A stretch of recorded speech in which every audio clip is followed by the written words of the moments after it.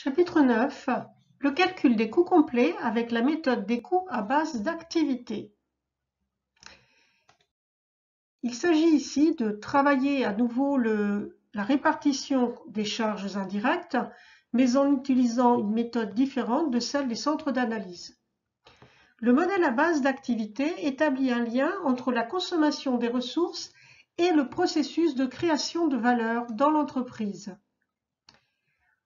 Ce modèle a à peine 40 ans, il date des années 80. Et il constitue une évolution importante par rapport aux méthodes de calcul des centres d'analyse.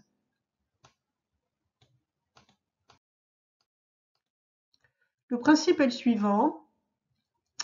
On va en fait s'appuyer sur la chaîne de valeur et on va présenter l'entreprise en processus et en activité, et non pas par fonction. La méthode ABC, Activities Based Cost, découpe ainsi l'entreprise par activité. L'analyse n'est plus centrée sur le produit, mais sur l'activité. Les biens et services créés consomment en effet les activités. Ainsi, on part de processus d'approvisionnement, de production, logistique, marketing et services après-vente pour y associer des activités. Lorsque l'on va s'approvisionner, on va bien évidemment préparer les commandes. On va également réceptionner les matières commandées. On va répartir les différents éléments des différentes matières auprès des différents demandeurs. Et on va éventuellement stocker les données.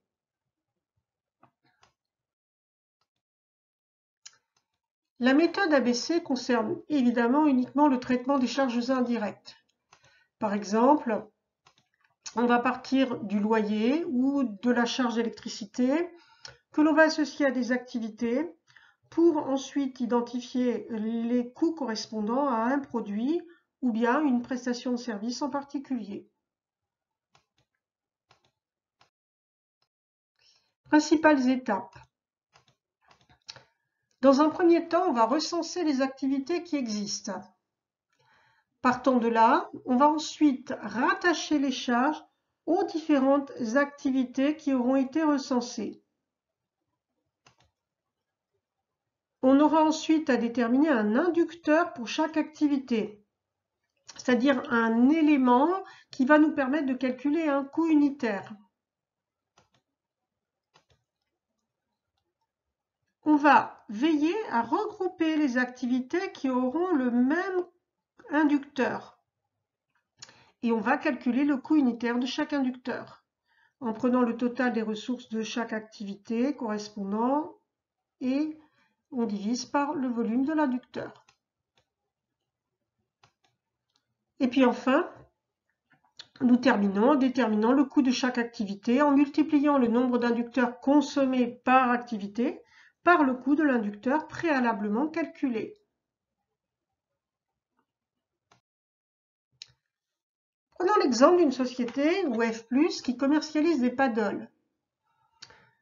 C'est la grande mode. Les paddles coûtent relativement cher. Et le contrôleur de gestion a mis en place un calcul de coût complet à partir de la méthode des coûts à base d'activité. Il souhaite calculer le coût d'une commande de 375 paddles au mois d'avril. Dans la société WF+, nous avons identifié les centres d'analyse avec les activités correspondantes et ces activités, comme on le voit ici, détaillent de manière beaucoup plus fine les centres d'analyse. Par exemple, pour le centre d'analyse achat, nous définissons deux activités, l'activité gestion des composants et l'activité réception des composants. Pour le centre d'analyse fabrication, il y a ici l'activité réglage des machines, assemblage manuel, assemblage automatisé et maintenance. Et enfin, pour l'activité expédition, elle est associée au centre d'analyse distribution. Quant à l'activité communication et gestion, elle est associée au centre d'analyse administration. Dans un second temps, on a associé les charges correspondantes aux différentes activités, donc les ressources consommées. 250 000 € pour l'activité gestion des composants, 180 000 pour la réception des composants, 120 000 € pour le réglage machine, etc., etc.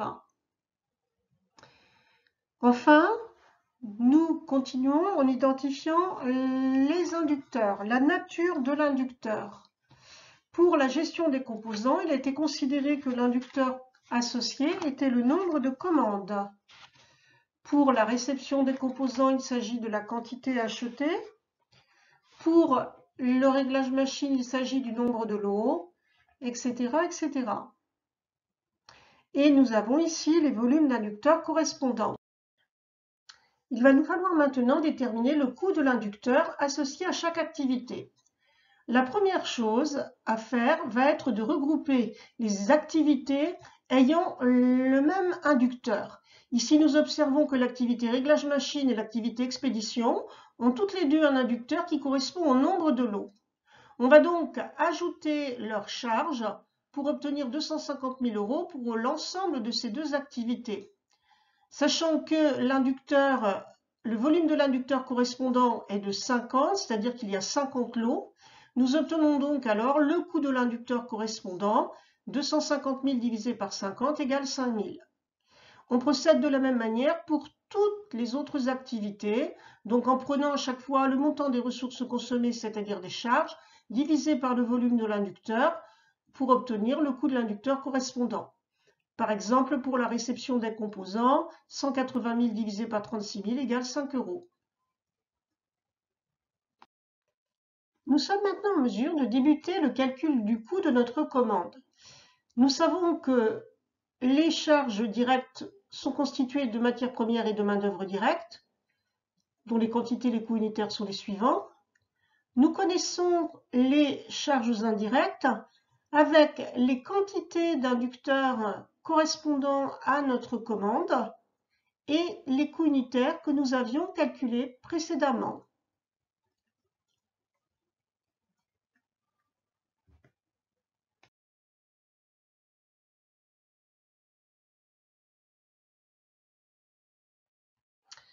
Pour pouvoir déterminer maintenant le coût de revient de cette commande, il va nous falloir d'abord imputer les inducteurs qui sont consommés spécifiquement lors de cette commande. Nous avons précédemment eu les informations suivantes concernant les quantités d'inducteurs consommés lors de cette commande. Nous avions préalablement calculé leur coût unitaire. Il nous suffit donc de multiplier la quantité par le coût unitaire correspondant à chaque inducteur. Dans le cas présent, nous arrivons donc à un total de 192 080 qui correspond à notre coût indirect. Il est facile évidemment de calculer le coût direct et la somme des deux nous donne le coût de revient. Si nous voulons maintenant définir le résultat analytique, en comparant le chiffre d'affaires spécifique à cette commande à son coût de revient, différence 450 000 moins 352 080, nous obtenons un résultat analytique de 97 920, donc un bénéfice sur cette commande. À vous de refaire le travail maintenant pour bien comprendre la méthodologie. Nous terminons bien sûr en évoquant cependant des limites. La méthode ABC est en effet complexe et assez longue à mettre en œuvre. Elle est un petit peu plus appropriée aux plus grandes entreprises.